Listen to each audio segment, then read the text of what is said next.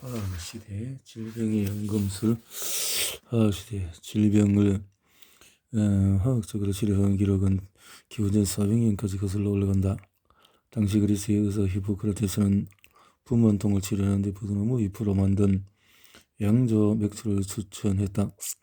영국 목사 에드워드 스톤도 그로부터 거의 2000년이 지난 1723년에 류머티즘성 열에 시달리던 교구 주민 50명의 버드나무 껍질의 그를 처방했다.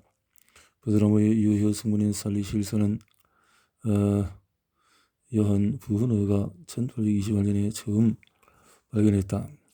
살리실산은 현대 합성 유기화학에 의해서 아스피린으로 변환되었고 오늘 가정의학에 사용되는 가정의 진통제가 되었다. 합성 유기의 화학 분야의 개발에는 과학자들의 사고에 중요한 변화가 필요했다. 몸에서 일어나는 화학 반응은 실험실에서 재현할 수 없을 것이라는 오랜 믿음이 걸림돌이었다. 역설적이게도 합성 유기화학의 길을 걸어막았던 역사적인 인물 중 한 사람이 바로 독성화학 아버지 파라셀수스였다. 고대 학설에 따르면 독성 물질로부터 몸에 유익한 물질을 분리하는 기능을 수행하는 초자연적인 생명력인 아르케우스의 오작동이 인간에게 질병을 일으키는 원인이었다. 르네상스 시기의 파라셀수스는 생기론의 개념을 부활시켰다. 생기론에 따르면 생명체의 기능은 무생물계를 지배하는 물리화학적 힘과는 분명하게 구분되는 생명력인 비스 비탈리스, 스피리투스 비탈리스 또는 영혼에 의해서 료를 공급받는다. 생명체에서 일어나는 화학적인 과정은 생명력 없이는 일어나지 않는다고 알려져 있었다.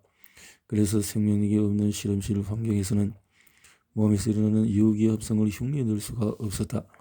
그러나 그런 가설은 단원벌의 충격으로 창밖으로 내던져졌다. 1828년에 독일의 화학자 프리드리가 벨러가 소변에서 발견되는 유기화합물인 요소를 합성했다. 사이안산과 암모니아의 두 가지 무기분자를 서로 결합시켜서 유기화합물을 처음으로 합성한 것이다. 그는 스웨덴 출신의 제자교수 베리세리우스에게 자신이 살아있는 심장을 사유하지 않고 실험실에서 요소를 만드는 방법을 발견했다고 알렸다. 베리세리우스는 비스 비탈리스 없이는 유기화합물을 생성할 수 없다는 교리를 굳게 믿는 사람이었다. 그럼에도 불구하고 그는 벨러의 성과를 인정하면서 진정으로 전에는 불의의 명성을 남기는 기술을 완성했네라고 축하해 주었다. 헤르멘 클베가 이황화탄소에서 아세탄산을 합성한 것이 생기론에 대한 최후의 일격이 되었다. 이 발견은 합성 유기화학 분야의 문을 활짝 열어주었다. 1897년에는 바이오 제약 회사의 펠릭스 호프만이 버드나무 껍질의 유효 성분인 살리실산으로부터 살리실산 아세틸을 합성했고 후에 그것을 아스피린이라고 불렀다. 1849년에 찰스 브리치 버드 맨스필드가 석탄으로부터 순수한 벤젠을 생산하는 분별 정류 기술을 개발하면서 산업용 화합물의 시대가 시작이 되었다. 벤젠은 화학석 인류로부터 최초로 생산된 중요한 화학 소재였다. 유기물의 발효로 만들어지는 유기산의 일종은 식초의 신맛을 내는 성분인데 이용해서 두 가지 이상 성분이 섞인 액체 혼합물을 반복으로 증발 및 응축시켜서 분리시키는 기술로 그런 점의 차이가 적은 액체 성분도 분리할 수가 있었다는 거죠. 빅토리아 여왕이 런던으로 초청했던 독일어학자 콜타르를 연구했던 아우구스트 빌레름 폰 호프만의 제자였다. 이런 성이 매우 강한 벤젠은 가장 간단한 방형성 화합물로 6개의 탄소가 3개의 이중 결합과 3개의 단일 결합으로 연결된 육각형 구조를 이루고 탄소 원자마다 한 개씩의 수소가 연결되어 있다. 벤젠은 유성물질의 훌륭한 용매일 뿐만 아니라 여러 가지 중요한 합성 화학물질의 출발이다. 맨스필드는 비극적이게도 실험실 사고의 첫 희생자가 되었다. 그 실험실 화재로 심한 화상을 입었고 그 부상 때문에 사망했다. 염료 산업에 대한 연구는 합성 화학물질이 암을 유발할 수 있다는 최초의 분명한 증거를 확인했다. 의사들은 이 염려를 영감해서 화학적인 노출 암이 발생하는 과정과 관련된 중요한 정보들을 발견했다. 방금님, 처음에는 혈뇨 때문에 진찰을 받았던 작업자들의 방광을 살펴본 레는 이종의 양성 정형과 일종의 암을 발견했다. 염료 산업에서 사용되던 몇 가지 방향성 암인들이 1920년까지 방광암 의심 물질로 확인되었다. 그 후에 1952년 T.S. 스콧이 영국의 클레이턴 아닐레이드라는 염료 공장에서 1935년에서 51년 방향성 암인인 벤지딘에 노출된 198명의 작업자들 가운데 방광의 영성 정형과 악성 정형이 발생한 23건의 사례를 확인했다. 석탄에서 생산된 벤젠은 제1차 세계대전 이후로 주요 상품이 되었고 곧이어 모든 산업에서 사용되는 화학 소재가 되었다. 벤젠은 용매로 사용되기도 했고 자동차의 연료로 쓰이기도 했다. 페놀로 변화시킨 벤젠은 페놀 폼알데히드 수지와 같은 합성수지 제품을 만들거나 나일론 생산의 대량으로 사용되었다. 특히 2차 세계대전 적에는 합성 고무 생산을 위한 스타일렌 생산에 점점 더 많은 양의 벤젠이 사용이 되었다. 벤젠은 석탄에서 벤젠을 생산하거나 벤젠을 사용하는 작업자들의 골수에 독성을 나타내는 것으로 밝혀졌다. 벤젠. 오하이오주 신시내티에 있는 질병통제예방센터와 국립산업안전보건연구소의 연구자들이 천연 고무를 벤젠에 녹여서 플리오필름을 생산하는 작업자들의 백혈병 발병에 대한 결정적인 역학 조사 결과를 발표한 것은 1977년이었다. 플리오필름은 고무로 만든 방수 시트로 주로 우비나 포장재로 사용되었다. 당시 백혈병은 희귀 질환이 아니었기 때문에 연구진은 작업자들의 백혈병 발생 비율을 벤젠에 노출되지 않은 사람에게 예상되는 비율과 비교했다. 작업자의 공기 중에서 벤젠 농도를 측정했고 조사 집단 중에서 백혈병에 의한 예상 사망자 수를 비교하기 위한 대조군으로 심각한 벤젠 노출을 경험하지 않은 두 집단을 선택했다. 첫 집단은 코호트의 1년가 조사기간을 반영하여 표준화된 미국 백인 일반 남성으로 구성했다. 둘째 집단은 오하이오주의 다른 공장에서 일하는 1447명의 남성으로 구성했다. 비교 결과에 따르면 벤젠에 노출된 플리오필름 작업자들은 벤젠에 노출되지 않은 집단보다 백혈병 발병률이 약 5배나 높았고 그 결과는 통계적으로 유의미한 것이었다. 백혈병 사례는 모두 급성, 골성 백혈병에는 특정한 백혈병이었다는 사실이 확인되었고 결과는 정확성 떨어졌지만 이탈리아 연전 그레비아 인쇄와 구두 제조 과정에서 벤젠에 노출된 작업자들에 대해 연구 결과와 일치했다. 결국에는 석유와 석탄을 넘어서는 벤젠의 주요 원료가 되면서 화학의 시대가 더욱 확장되었다. 산업들이 몽상가라고 비웃던 트레이커는 1859년 펜실베니아주에서 최초의 유정을 개발해서 세계의 역사를 바꿔놓았다. 곧이어 플로리다주의 타이터스빌 전체에 유정들이 세워졌고 등유의 독특한 특성 때문에 석유 제품이 훨씬 더 많이 팔리면서 다른 모든 조명 기술을 무색하게 만들어버렸다. 첫 번째 유정이 폐쇄되고 2년 후에 거대한 검은 기름 줄기 하늘로 높이 솟아오르는 최초의 거대한 분유정이 세워졌다.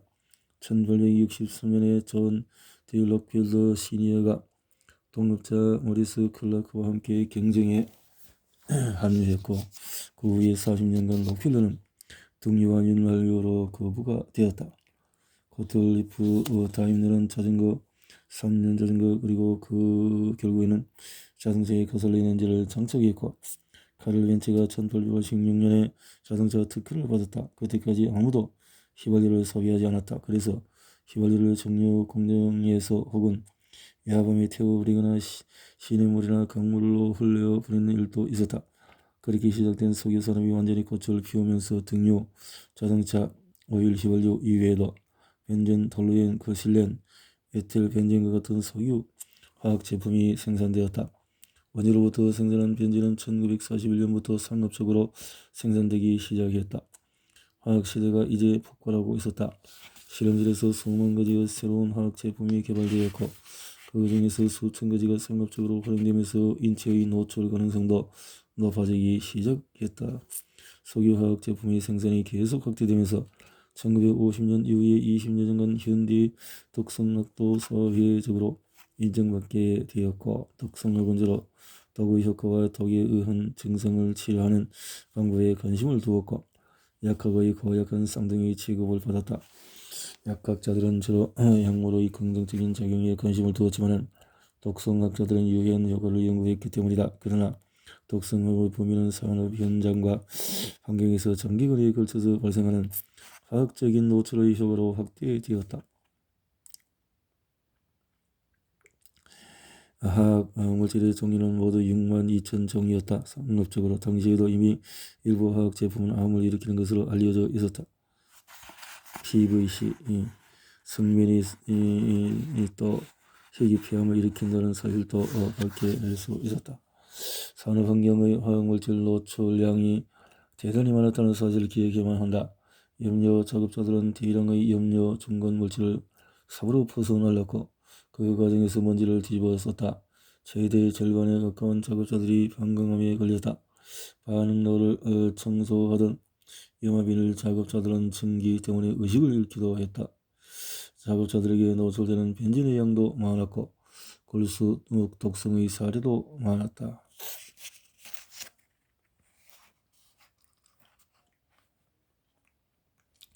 생체 분석의 열풍. 화학물질의 독성 효과는 어떻게 연구할까?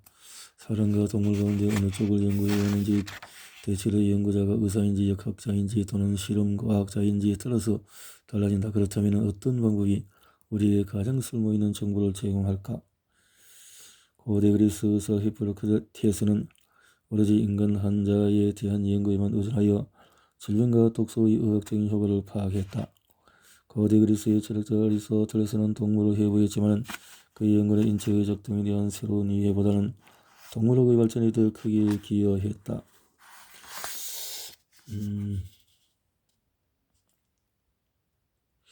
사람의 시신에 대한 최초 과학적 해부를 실시한 에라시스트라투스 또 헤로필러스의 해부학적인 발견과 생리학적인 발견은 획기적이었다. 갈리너스는 원숭이 돼지를 해부했고 사람을 해부하지는 않았다. 갈리너스는 자신의 해부학적인 관찰로부터 사람의 몇 가지 해부학적인 생리학적인 특징을 추론할 수 있었다. 윌helm 하비가 갈리너스의 몇 가지 오류를 바로잡을 수 있었던 훗날의 일이었다. 시신을 검사하는 대신에 동물에 대한 새로운 관찰을 근거로 갈리너스의 오류를 밝혔다. 인체 해부는 13세기부터 제한적인 범위에서만 허용이 되었다. 그 후 초는 다시 동물 연구 쪽으로 기울어졌다. 동물 연구.発生된 그런 매개체를 약화시켜서 몸에 주입하면 면역 체계를 자극해서 감염을 예방하거나 퇴치할 수 있다고 주장했다.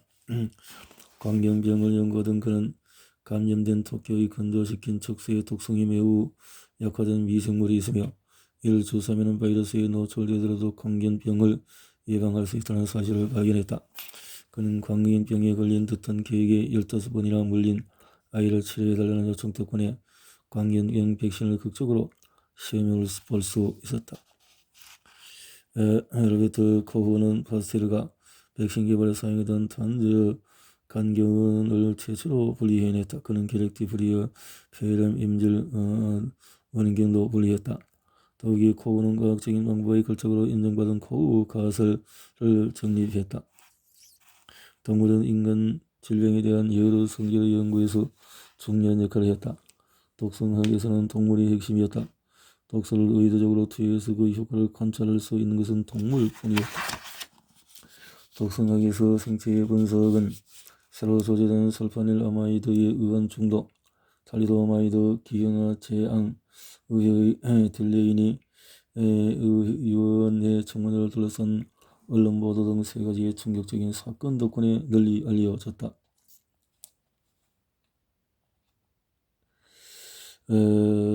그리고 설파아메드라는 제품을 대량으로 생산하여 수백 해에 걸쳐서 전국에 공급했는데 곧이어 갑작스러운 죽음에 대한 끔찍한 보고가 쏟아지기 시작했다. 1937년 한 의사는 다음과 같이 썼다.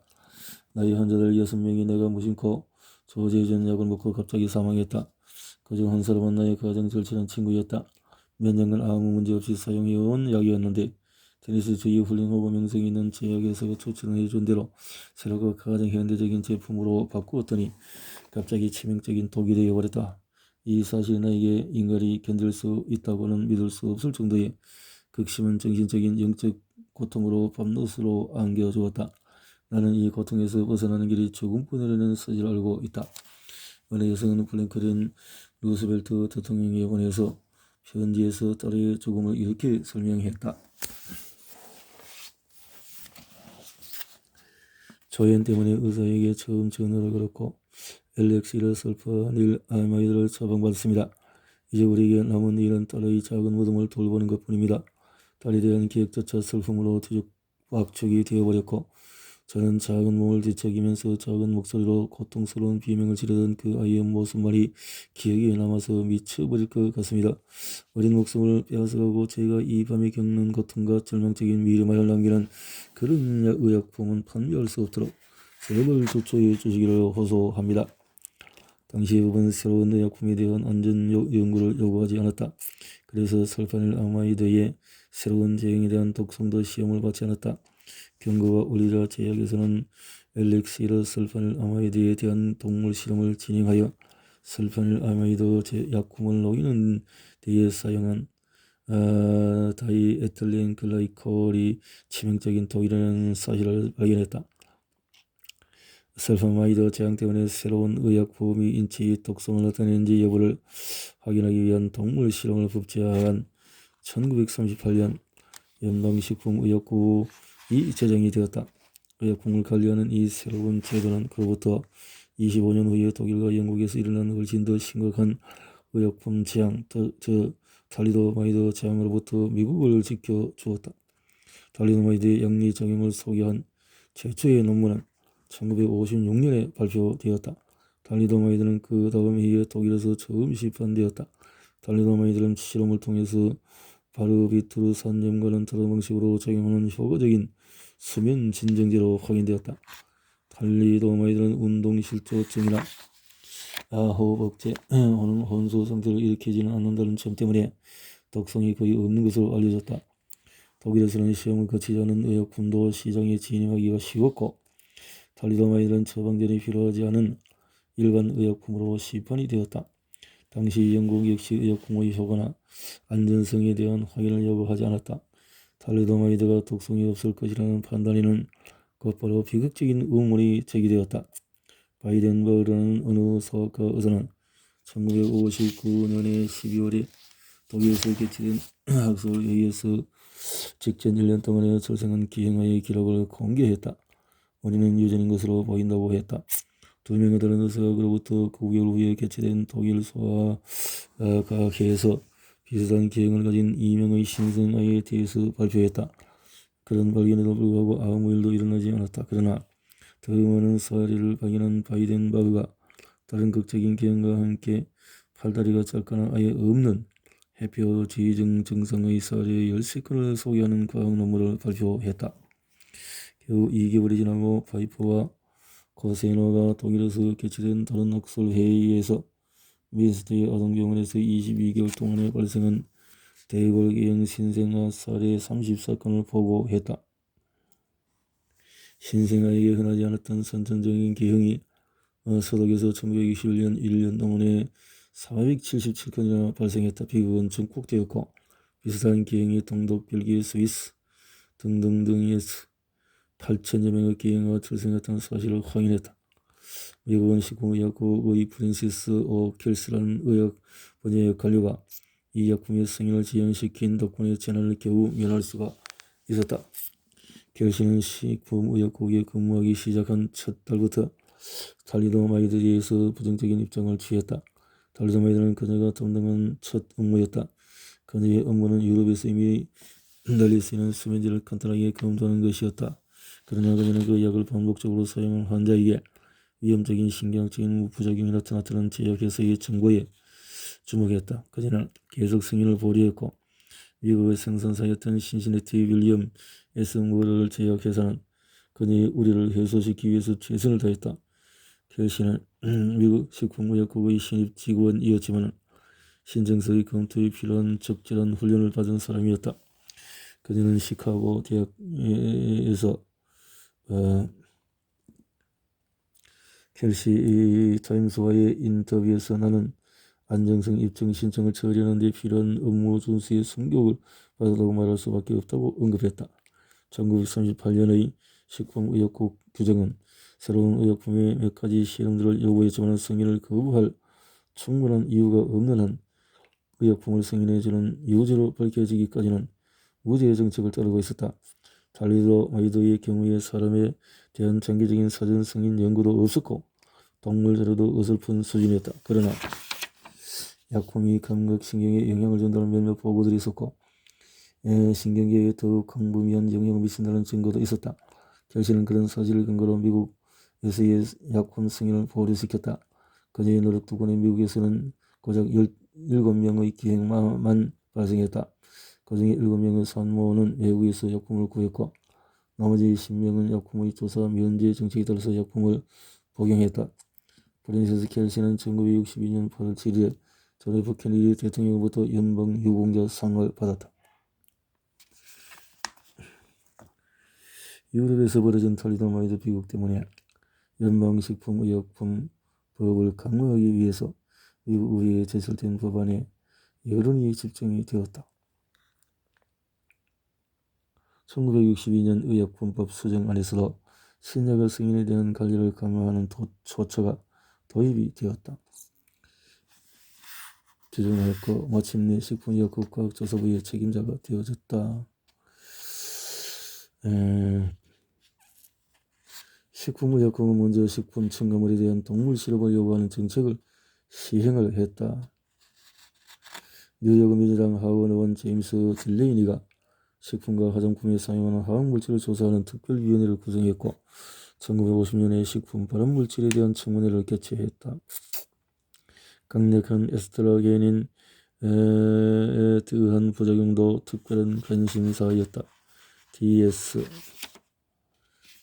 사용할 수 없게 되었지만 DS는 임신부의 유산을 방지하는 목적으로 처방되는 약으로 여전히 유통이 되었다.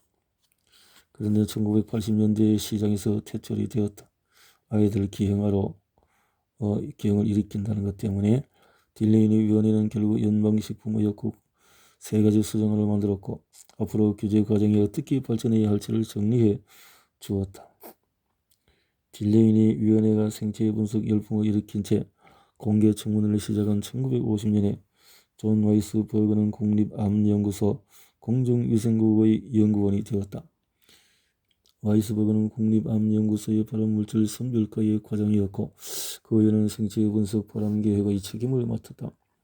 1961년 발암물질 실험을 시작한 와이스버그는 AFF와 화학적으로 관련된 방향성 아미노 발암성을 독일 염료 작업자들과 방광암을 관련하여 확인한 레온의 1895년 연구와 비교하는 일에 집중했다. 얼마 지나지 않아서 정부의 규제가 증가하면서 수백 종의 화학물질을 시험해야 했고 이런 막 싹트기 시작한 동물 실험 산업에 부담이 되는 경우였다. 현재 실시하는 동물 생체 분석의 절차는 1970년대의 표준화가 되었다. 독성 효과를 확인하기 위한 생체 분석에서는 독성 효과가 나타날 때까지 용량을 계속 가중시킨다. 발암성 시험을 시작하기 전의 생체 분석은 특정한 장기에서 나타나는 독성 효과를 발견하는 것이 주 목적이었고 발암성을 확인하기 위한 동물 실험에서 고용량을 사용하는 이유는 뭘까?